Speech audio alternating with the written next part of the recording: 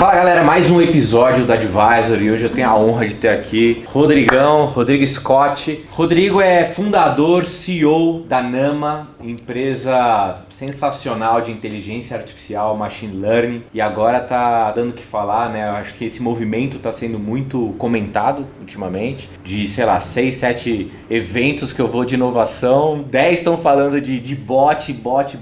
Rodrigão, quem é a Nama? O que é a Nama? Como surgiu a Nama? Qual foi essa ideia? E fala um pouco sobre inteligência artificial nessa linha mais tecnológica dos bots. Eu acho que é um assunto que está em grande evidência e vale a pena a gente poder compartilhar aí com essa galera. Legal, Fernão. Obrigado pelo convite. Cara, a Nama é uma empresa de inteligência artificial com foco em automação de conversas. Então, hoje a gente tem uma plataforma que a gente automatiza conversas via chat, então unificando atendimentos de mensageria, então aplicativos como WhatsApp, Facebook Messenger, site também. E a gente usa algoritmos de inteligência artificial e conjunto de regras também para automatizar o atendimento. Então, isso pode ser aplicado em diversas verticais de serviço, em diversos mercados. A aplicação muito vasta é em atendimento ao consumidor, né, que é a coisa que a gente sente mais dor como consumidor, né, você não conseguir ter um atendimento 24/7 ou um atendimento que seja objetivo e direto. E aí a máquina, a inteligência artificial consegue trazer uma agilidade, uma disponibilidade dos serviços em vários canais simultaneamente que pessoas não conseguiriam ter na mesma escala e velocidade. Então, hoje a gente trabalha com esse core de IA, mas a gente entende que o atendimento humano e colocar o humano dentro desse loop é essencial para a gente conseguir também escalar a produção de bot e conseguir ter um atendimento sustentável automatizado. Você vê que o humano ainda faz parte do negócio. Do processo, exatamente. Explicando só pra galera, eu vou interrompendo, mas daí você fica à vontade também. Só pra galera essa questão de inteligência artificial, né? O que seria a inteligência artificial de fato? Bom começo. E uma outra pergunta que eu acho que é importante também, machine learning. Muita gente acaba confundindo e eu também não tenho essa clareza, essa distinção. O que é um e o que é outro? Sim. É que a inteligência artificial é um conceito, né? Existem diversas visões da definição, mas no fundo são uma estatística aplicada, muito bem aplicada. Mas basicamente a inteligência artificial, na minha definição, são aplicações que conseguem ter a capacidade de aprender e evoluir sem a necessidade de você ter que programar regras específicas. Então, por exemplo, você usa a inteligência artificial com os aplicativos no seu dia a dia, você nem percebe. Quando você usa Netflix, recomendação de filme no Netflix. Então ele entende, define através da massa de dados o perfil das pessoas e o consumo, e ele fala, olha, eu acho que você vai gostar desse porque pelo que você assistiu, parece que você vai curtir esse filme. Música, Spotify, busca sistema de recomendação da Amazon, o Magazine Luiza, buscas que você faz no geral. Quanto tempo pra cá, surgimento assim, da IA? Cara, a IA surgiu basicamente no final dos anos 50. A história é muito legal, porque basicamente teve algumas pessoas malucas assim que foram analisando neurociência, como que funciona neurônios, e foram replicando isso em laboratório e criando esse conceito de como o humano aprende, como que a gente replica isso eletricamente. Então, como que a gente guarda essas informações, como que a gente faz neurônios artificiais. Aí surgiu a rede neural. Então, mas era algo muito incipiente na época que dependia muito de poder de processamento. A gente teve alguns momentos na inteligência artificial. Então, nos anos 60, surgiu muito buzz, né, disso, a máquina vai substituir, tudo isso. Então, isso já era muito falado em ficção, computadorzão Hall 9000 e tudo mais, 2001, né, Odisseia no espaço. Só que aí teve o chamado o inverno da inteligência artificial, que foi nos anos 70 até o começo dos anos 2000, começo dos anos 90, assim, mais ou menos, final dos anos 90. Que, basicamente, tudo que foi prometido não conseguia ter entrega porque dependia de poder computacional. Faltava processamento. Os algoritmos, eles, em tese, demonstravam alguma coisa, mas não dava para colocar na prática. E faltava dados também, dados estruturados e tudo mais. E aí, entre 2000 e 2010, por aí, que começou a surgir muita coisa. Aí a gente teve o boom novo, foi quando surgiu o chamado Deep Learning, que são redes neurais profundas, que você tem mais camadas dentro de uma rede neural que você consegue processar mais dados. Então você consegue processar mais informação. E aí, cara, a gente tá hoje vivendo uma parada surreal. Assim, hoje eu fico pesquisando, fico olhando e falo, cara, como assim, né?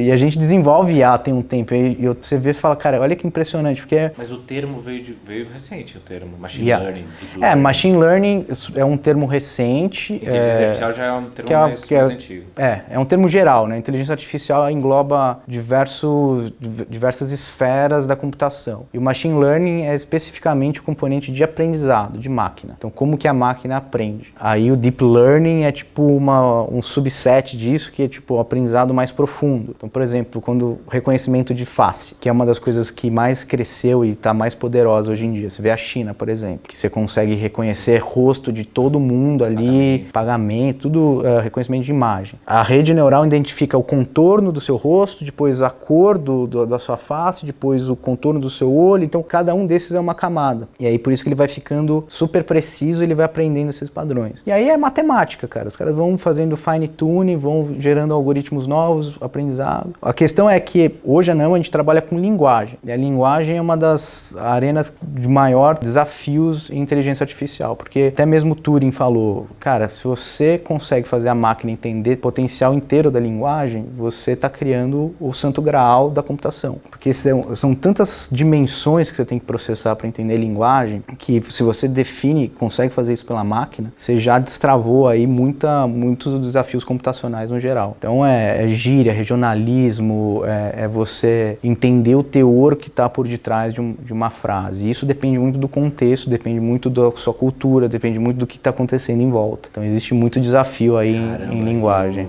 Você falou aí, eu vi o seu sentimento. Nossa, eu tô estudando agora e tô, ficando louco, né? Esse sentimento que você acabou de expressar, cara, chega a assustar todo mundo, porque assim, o que você vê nos próximos 10, 15 anos, né? A máquina, ela vai substituir, não vai, a galera? Muita coisa vai ser... A máquina já está substituindo, assim. É uma questão de você entender com calma que isso está acontecendo.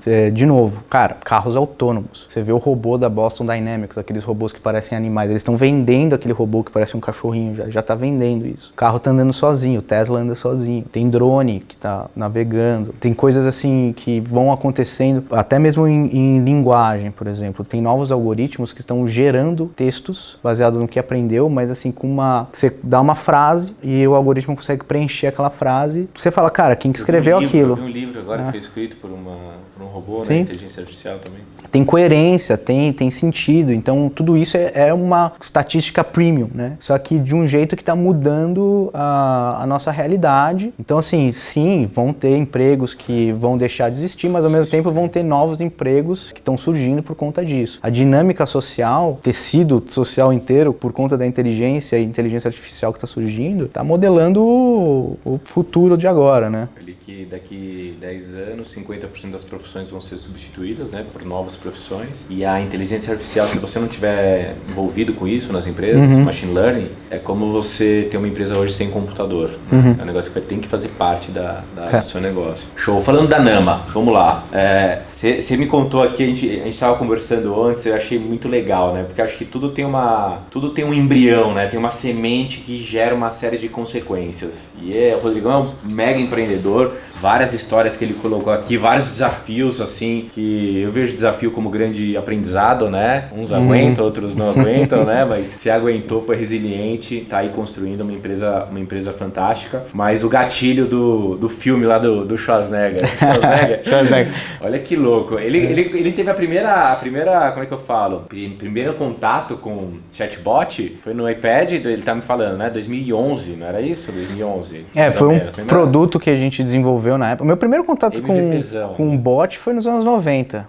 Tipo, criança, eu falei, nossa, que incrível. Viu? Não é novo isso, né? Não é. Bot não é novo, mas o bot antigamente era tudo feito à mão, assim, em regra, né? Você ia tentando adivinhar o que as pessoas iam falar. Mas aí, quando eu comecei a empreender em tecnologia, em software, pegada que a gente está fazendo hoje, principalmente nessa vertical de inteligência artificial para linguagem, foi, tipo, tendo uma ideia com o filme Sessão da Tarde, do Schwarzenegger. Olha isso. Que ele interage, isso em 2011, que ele interage com um espelho, que ele dá as notícias do dia e mostra com uma narrativa, com começo, meio e fim, animações, que vai acontecer no dia dele e mostrar a notícia. Isso, filme do final dos anos 90, aí quando lançou o iPad eu falei, pô, dá pra fazer isso no iPad, pode ser um app legal. E aí, basicamente, minha trajetória empreendedora em software começou vendendo essa ideia e licenciando esse produto. Schwarzenegger. E um foi puxando o outro. Né? A oportunidade, ela não cai no céu. Você tem que estar preparado para transformar aqueles negócios que aparecem ao seu redor em uma grande oportunidade. E um filme de Schwarzenegger, o cara falando no espelho, o cara começou a criar uma tecnologia e vender para as companhias. E mais tarde, Nama. Exatamente. Em 2014, a Nama, como ela é hoje, surgiu como uma spin-off dessa ideia. Então, um espelho que interage com você, mas ele só está falando e contando para você, e se ele conseguisse conversar, né? Então, a gente foi pesquisando, aí caem assistentes pessoais, assistentes baseados em voz. Então, a gente teve uma ideia de fazer a Siri para empresas. Então, a gente ia na empresa e falava, pô, você não quer um assistente da sua empresa? Não era muito escalável, precisamos escalar, vamos conectar isso em mensageria, Customer Service é perfeito para você tirar suas dúvidas, resolver seus problemas, WhatsApp. E a gente foi construindo a plataforma no momento... Antes era só web. Cara, antes era só tecnologia que era muito customizada, caso a caso, era muito projeto. Então é um mega desafio, acho que o Nasser fala muito disso, né, o Rodrigo, o nosso advisor. Ele fala, cara, muitas empresas de tecnologia no Brasil começam como empresas com base em projeto e evoluem para produto. E tudo bem, não tem nenhum problema com isso, é só você ter essa consciência e conseguir evoluir para um produto, que é um puta desafio, cara. Você ter um produto replicável, escalável, com uma máquina de vendas redonda, você conseguir fazer com qualidade, isso, é um negócio que, ainda mais no nosso caso, né, jogando no hard, com inteligência artificial, linguagem, vai ficando, o desafio fica cada vez maior. Então, a gente começou como projeto e foi evoluindo isso para uma plataforma com elementos escaláveis dentro dessa plataforma. Então, hoje a gente tem a plataforma para criar bots, plataforma de atendimento humano com bots junto, a parte analítica também, e uma camada de serviço para conseguir auxiliar nossos clientes, que boa parte são grandes empresas, a implementar esse tipo de tecnologia, evoluir e colocar isso dentro da cultura corporativa. Então é uma... A Nama é 2015? O surgimento dela? 2014, só que a gente ficou validando hipóteses, tentando, foi a época do assistente baseado em voz, que era auxílio para empresas, aí a gente foi evoluindo. Em 2015, meio de 2015, a gente finalizou nosso MVP, vamos entrar em programas de startup a rodo, vamos ver o que vale a pena e o que não vale. Fala um pouco, acho que é legal tem muita gente querendo empreendendo e querendo vários insights. Como é que foi essa virada, né? Você deve ter tido um ponto ali de, puta, agora vai. Né? Depois que foi um negócio ali, de repente, desafiador, mas no começo. Sim. Antes de entrar nos pitch days aí da vida. Cara, é muito louco isso, assim, não tem lógica. Se você tentar racionalizar, olhar para trás, você não vai achar racionalidade, assim. Então começa por aí, você começa pelo Schwarzenegger e tudo mais. Intuição. Então, assim, a ideia, quando a gente teve essa ideia do MVP e tudo mais, já era a nossa última atacada com o capital levantado. Então, assim, peguei o capital, dividi em lotes, vamos validar essa hipótese, vamos validar essa hipótese. Cara, eu dividi isso daí em 1 ano e pouco. E aí foi o último lote. O MVP tinha qual era o core ali? Qual era a feature principal ali? Era a gente conseguir fazer a gente tinha uma missão para esse MVP. Conseguir entender a complexidade de um pedido em linguagem natural, um pedido complexo de comida japonesa em linguagem natural. Então era você falar, quero pedir um sushi, um temaki de salmão batido, um em cubos, uma Coca-Cola. Tinha que entender tudo isso e derivar. Então essa foi a missão que a gente tentou, falhou vários momentos, aí acertou, aí falou, pô, agora vai, hein? Legal, só que não é agora vai, nunca é agora vai. Então é tipo, agora vai essa validação, agora a gente precisa entender como aplicar isso num contexto real, porque ou a gente virava, por exemplo, a ideia na época de colocar isso para comida e tudo mais, era para ser um assistente de pedido de comida. Mas a gente tinha desenvolvido um core de tecnologia que era, na real, o grande lance da Nama, que não era comida. O core era tech, era plataforma. E não é negócio de comida, que é outro business, né? Totalmente diferente, podia usar outra tecnologia e tal, e ter alguém de mercado de comida. Então a gente falou, não, vamos para a plataforma e vamos voltar para isso, para atendimento ao consumidor ou algo nessa linha. A gente entrou se cadastrou em alguns programas de startup, um deles foi o PitchGov, um programa do governo do estado de São Paulo, que aproxima startups do poder público para prover soluções. E aí a gente falou, tinha alguns desafios e um desafio do Poupa Tempo era perfeito para um assistente pessoal. Eu olhei o site na época e falei, cara, nada a ver governo, né? Vamos lá, vamos preencher essa parada. Não sabia de Poupa Tempo de nada. Não, eu conhecia Poupa Tempo como usuário, né? Mas eu preenchi o form, aí me ligaram, você foi aprovado aqui e tal. Só que isso mudou muito a nossa história porque trouxe muita visibilidade. Assim, a história do Poupinha, do Poupa Tempo, é uma história à parte, assim. Ela tem, Foi o primeiro cliente, assim? Foi o primeiro cliente que não pagou, a gente não teve um desembolso financeiro, mas assim, o impacto que gerou na comunidade no geral foi gigantesco como case. Os números são impressionantes até hoje, a economia que trouxe a solução foi impressionante. Então o insight é você estar no mercado, né? Participar dos programas, participar de tudo, porque é aquela coisa que não é visto não é lembrado.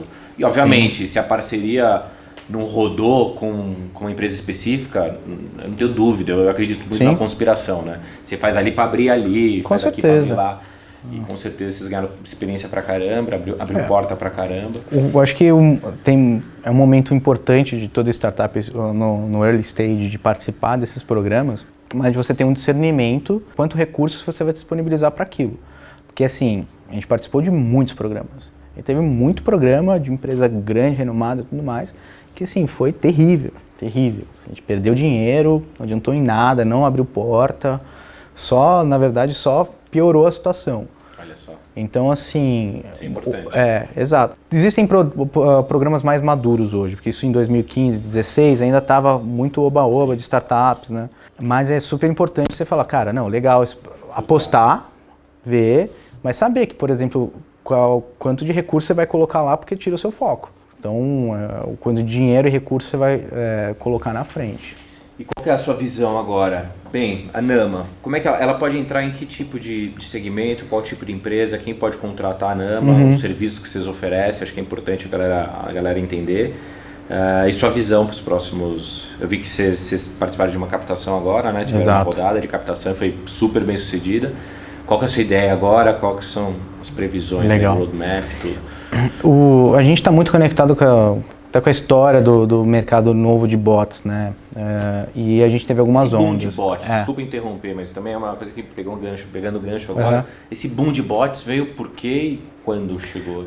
Cara, foi uma incepção de vários fatores ao mesmo tempo, principalmente a maturidade do machine learning, as aplicações de compreensão de linguagem natural, isso se encontrando junto com o poder de computação. Então, o ambiente perfeito para você falar, olha, tenho isso, tenho computador, vamos juntar para um tema em comum. Então, já existia ideias em torno disso, mas teve um fator fundamental que foi o Facebook que acelerou esse processo. Então, em fevereiro de 2016, o Facebook abriu a API do Messenger, especificamente para bots. E aí, cara, juntou todas as buzzwords junto de bot, e isso assim foi um fator bizarro para o crescimento e para a popularização de bots. A gente já tinha uma ferramenta antes, e isso ajudou, a gente estava com o case do Poupinha bem nessa época.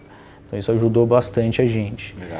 Então, entender um pouco do mercado ajuda a explicar para onde a gente está indo. Então, o mercado, quando viu bots, viu essa questão de automação de conversa, estava tendo um contato pela primeira vez com uma tecnologia conhecida, porém, de uma nova forma que consegue usar IA mesmo, ou às vezes sem IA, mas consegue resolver problemas. Então, entre 2016 e final de 2018, começo de 2018, teve muitas aplicações para entender, ver como que faz, POC, né, que são pequenos projetos específicos, sem grandes planos e estruturas. O ponto é que isso começou a ser validado, começou a trazer retorno positivo para empresas, algumas aplicações sim, outras não, mas isso começou a cair no gosto tanto do usuário quanto das empresas, porque realmente salva tempo, salva dinheiro. Você tem ali, por exemplo, um bot para fazer a triagem do primeiro atendimento, para responder perguntas frequentes. Economiza pra caramba. Economiza bastante, cara. A gente tem a gente fez um case com a Magazine Luiza em 2018, pós-venda no atendimento no e-commerce. Cara, assim, o filtro, o pareto, né, das pessoas que vão falar com o bot só para saber status de pedido é ridículo. E o bot consegue entregar status de pedido em 2 palitos. Então, isso ajuda muito a operação das empresas. Então, o que a gente viu é que existe uma maturidade no mercado com relação a bots hoje. Então, em 2018, 2019, as empresas já entenderam e começaram a investir mais dinheiro. Você vê, por exemplo, a propaganda do Bradesco com a Bia, que está em todo lugar. Então, já deixou de ser uma ideiazinha da área de inovação dentro da empresa, ou alguma coisa do cara de marketing, já virou tipo times. Então, existem times dentro de empresas que fazem bots, que conhecem ferramentas de bots, que entendem como desenhar a interação com o usuário, que entendem como analisar os dados de uso e crescer e interagir, porque o bot ele vai aprendendo. Então, ele começa simples, os melhores bots, inclusive na Nama, os melhores bots, a receita é sempre assim. Objetivo claro no começo, é status de pedido, é agendamento. Cara, o bot vai fazer 1, 2 coisas no máximo, muito bem feito, e o resto ele direciona para o humano, por exemplo. E dentro dessa 1, 2 coisas tem quantas perguntas? Aí é difícil falar uma média, mas assim, a ideia é você girar em torno do objetivo que você tem ali do seu histórico ou que você já desenhou que as pessoas vão falar. E aí você vai crescendo e fazendo o robô aprender com novas expressões e novas formas de você perguntar alguma coisa. Então isso que aí entra o machine learning, que você vai pegando aquele histórico e retroalimentando na máquina através desse processo de aprendizado de máquina para ele conseguir entender mais coisas. Então é um bichinho que vai com a devida atenção e os devidos professores, você vai fazendo ele aprender e chegar no ponto que quer. Forma para o insucesso é você esperar que aquilo vai ser a Siri absoluta da sua empresa, que vai responder todas as perguntas bizarramente complexas e tem um escopo muito abrangente. Então um bot não vai performar bem, ainda diferente da tecnologia. Ainda não. Mas sempre vai passando no bot, aí chega num humano. Não necessariamente, a gente tem vários cases que é só o bot, mas o transbordo para o humano, no nosso caso, o nosso produto ajuda a gente a ter a validação do que o bot falou, o que o humano falou, o que é verdade entre esses 2 mundos, chamada cross-validação.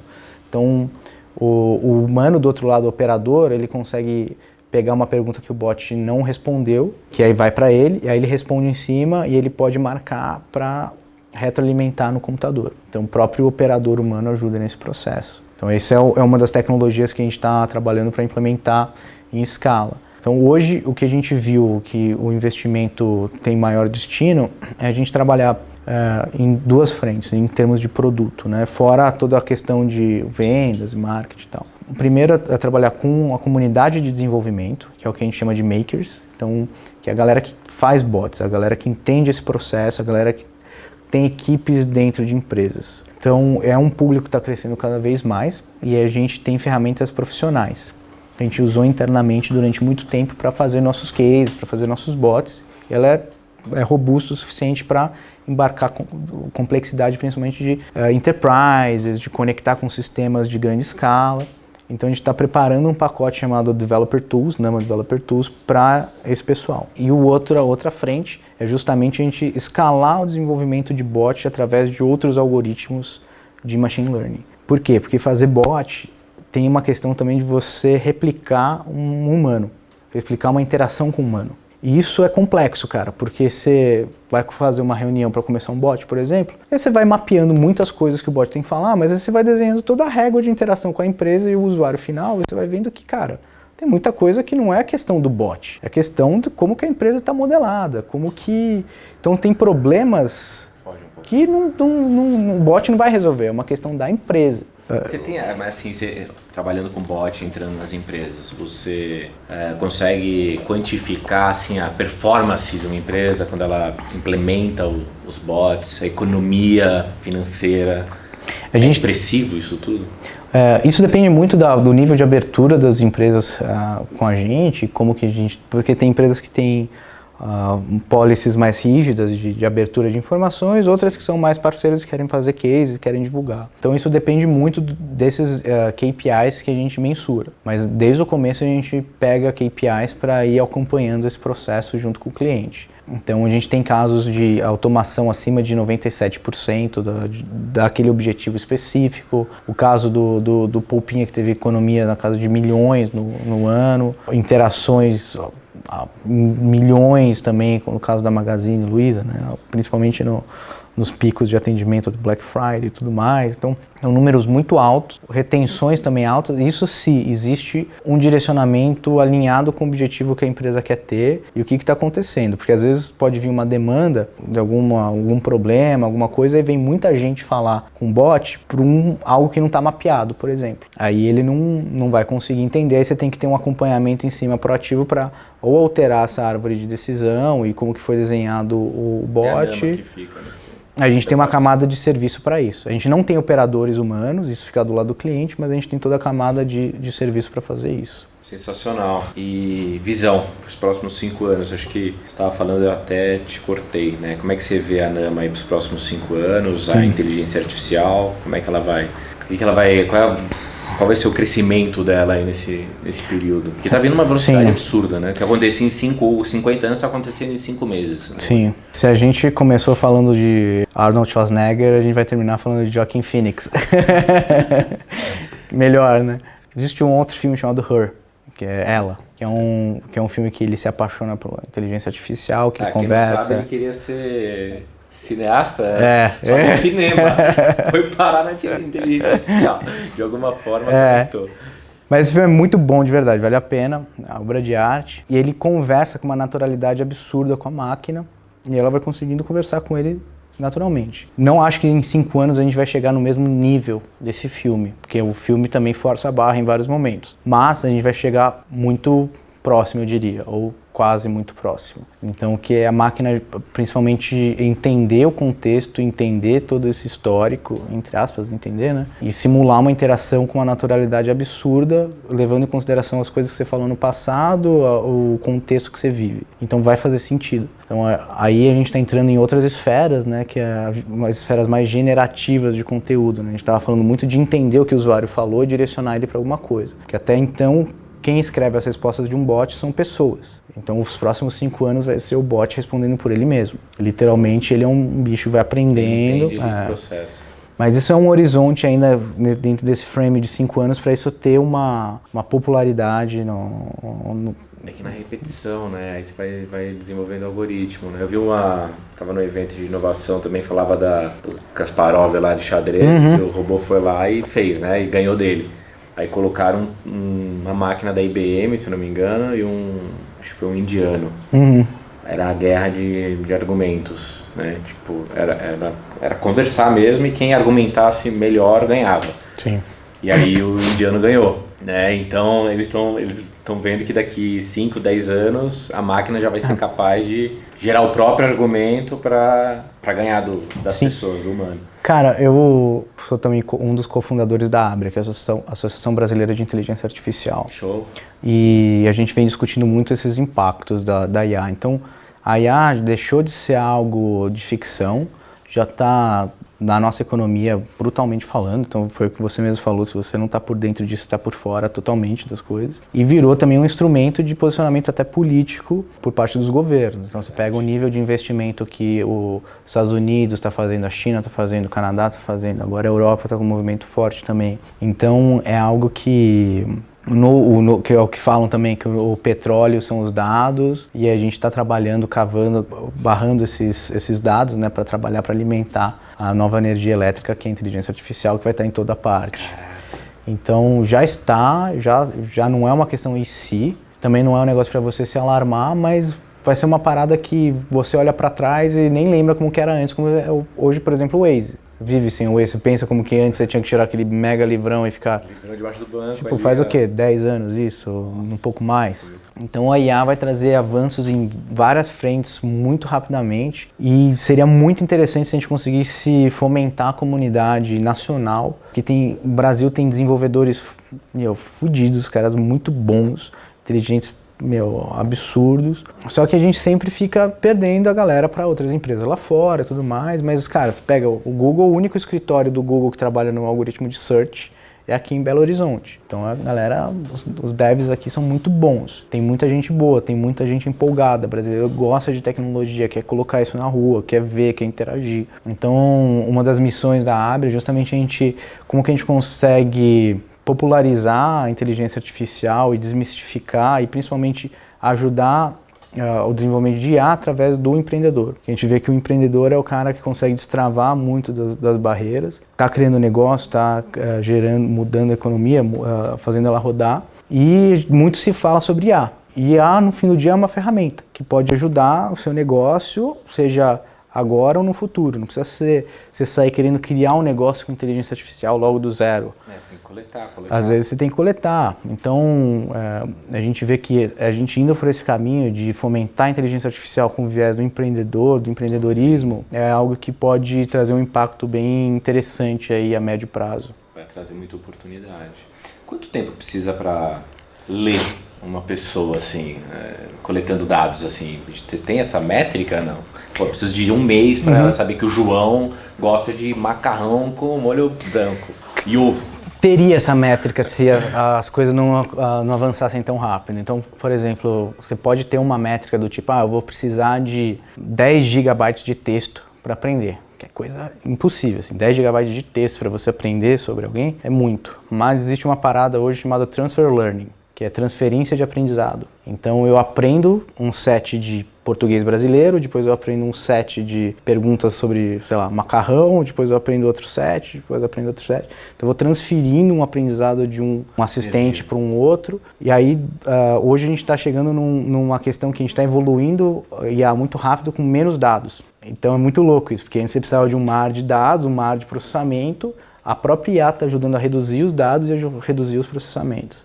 Então, hoje você ajuda em game, por exemplo, para você processar. É rápido. Tá reduzindo. Sim, tá reduzindo o poder de computação, tá reduzindo o poder da GPU. Então a própria IA está ajudando a evoluir a IA mais rápido. E você acredita que eles estão ouvindo a gente agora? Não a IA, né? Existem outras entidades por detrás que de fato estão. Eu pensei no tênis, aparece o tênis aqui. Incrível, né? Sincronicidade.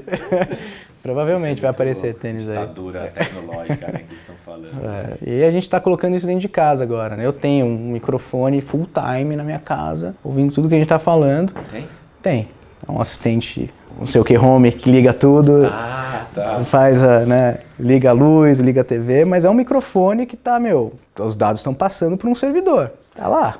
Rodrigão, putz, conteúdo fantástico, assim, né? Dá pra destrinchar pra caramba. Você tem mais algum insight pra colocar? Quer falar um pouco mais sobre a Nama, sobre o futuro? Cara, eu acho que, assim, como visão de empreendedorismo, né? Eu acho que uma das coisas que a gente tá... O nosso desafio é uma empresa de inteligência artificial num ambiente que não é muito conhecido por isso, né? O Brasil não é conhecido por empresas de plataforma, empresas de base tecnológica pura, e a gente enfrentou e ainda enfrenta desafios para, às vezes, concorrer com gigantes como Microsoft, como o próprio Google em algumas questões, né? Mas é aí que a gente consegue ver também oportunidades de desenvolver ações diferentes, né? Trabalhar com comunidades de desenvolvimento, trabalhar com códigos open source, que é onde a gente está cavando bastante. Então a gente é bem empolgado com relação a desenvolver a comunidade, engajar pessoas para ajudar a implementar soluções e ter o give back para a comunidade.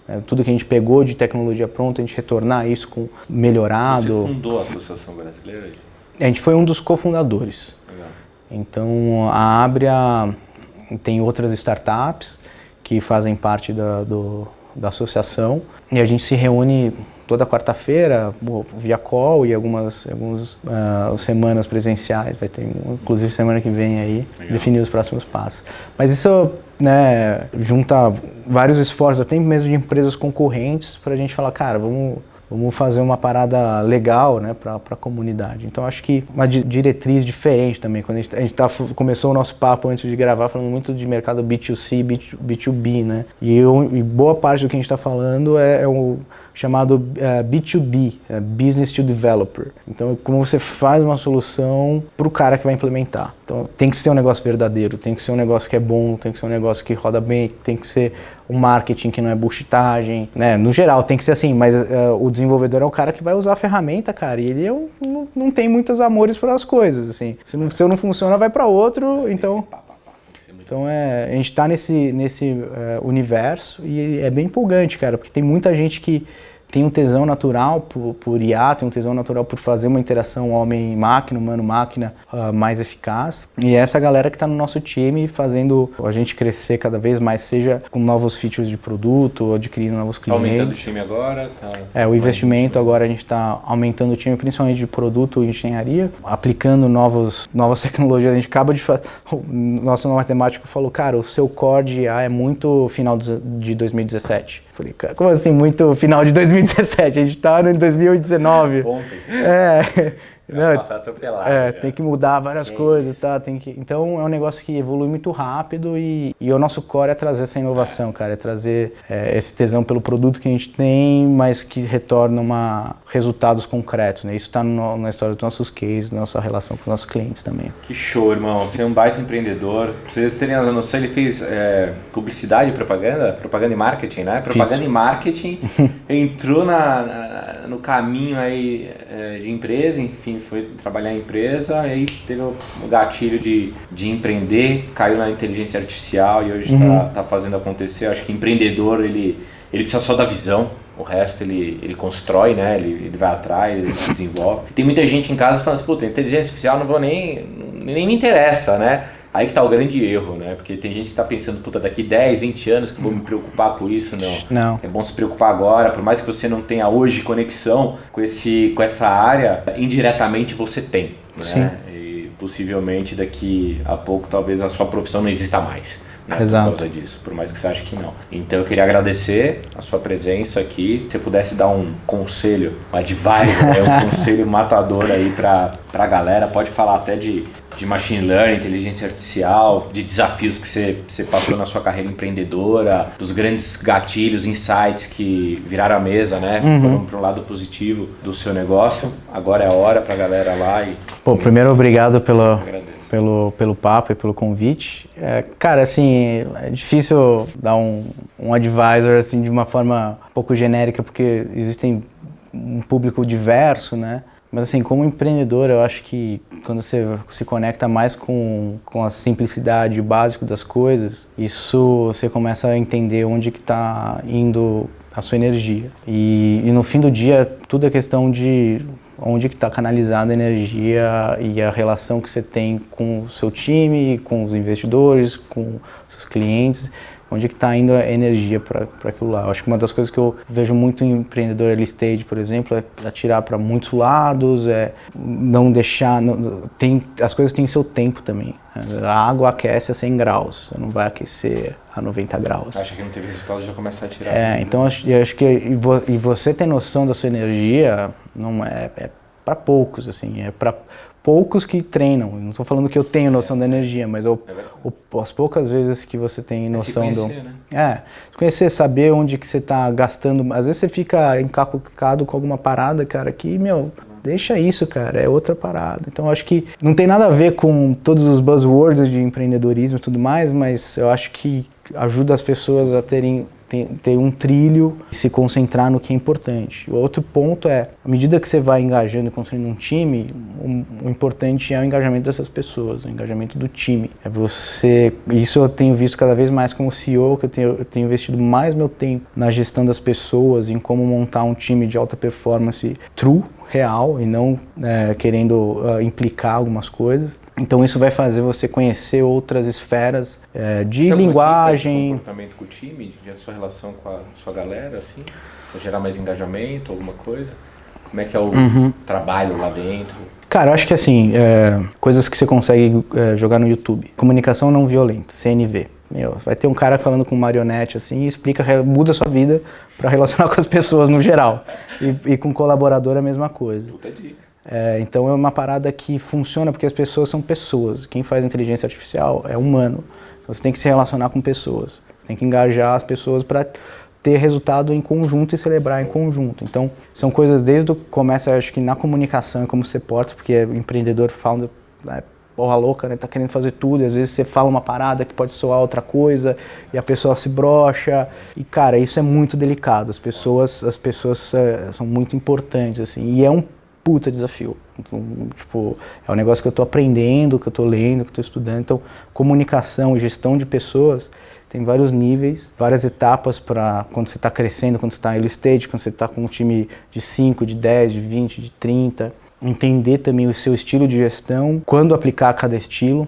Quando para você, dependendo da situação, às vezes você precisa, tá pegando fogo, você tem que atuar como bombeiro. Você tem que, ser mais direitinho. Quando você precisa tirar outras insights do time, você tem outras formas. Então eu acho que isso ajuda bastante. E aí que você consegue tirar resultado, porque no fim do dia, a sua empresa vai caminhando com o que ela está colhendo de resultado, fica mais fácil você vender, fica mais fácil fazer marketing, é só você mostrar a realidade. Eu acho que muito está conectado com isso. Cultura, que aí você cria cultura, que é algo que é co-criado. As pessoas vão ajudar a criar. E às vezes você pode criar uma cultura negativa. Isso é muito fácil. É quebra, né? Vai muito longe. Irmão, cara, obrigado pela presença. Não tenho dúvida que a Nama vai estourar aí, vai ter um caminho de muita luz aí pra todo mundo, né? Pô, obrigado. Vai trazer grandes cases aí pra gente. Obrigado mais uma vez. Cara, valeu. Conta com a gente. Obrigado. Você aí, segue o Rodrigão aí nas redes sociais. Tamo junto. Valeu. Valeu. Abraço.